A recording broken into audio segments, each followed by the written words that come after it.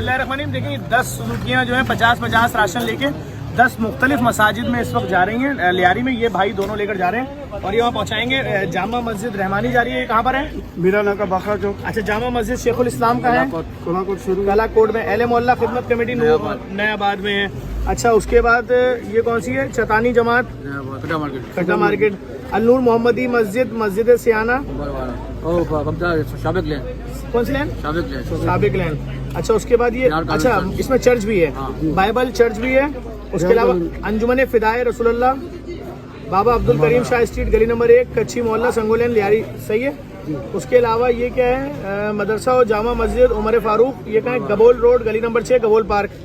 अच्छा, ये इसके अलावा और दो कौन से इलाके लियारी के जो इलाके थे, जो एक मेरा नवा लेन का इलाका था और दूसरा जो है गोसर रोड। इसमें 10 गाड़ियाँ इनके साथ जा रही हैं।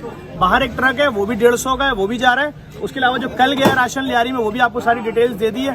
तो ये सारी अपडेटिंग यहाँ से तकरीबन मेरे ख्याल में आज 140-150 के करीब गाड़ियाँ निकल रही हैं, रेंट ए राइड की गाड़ियों के अलावा और जो फूड पांडा के जो राइडर्स हैं उनके अलावा। हम आपको मज़ीद अपडेट देते रहेंगे। शुक्रिया।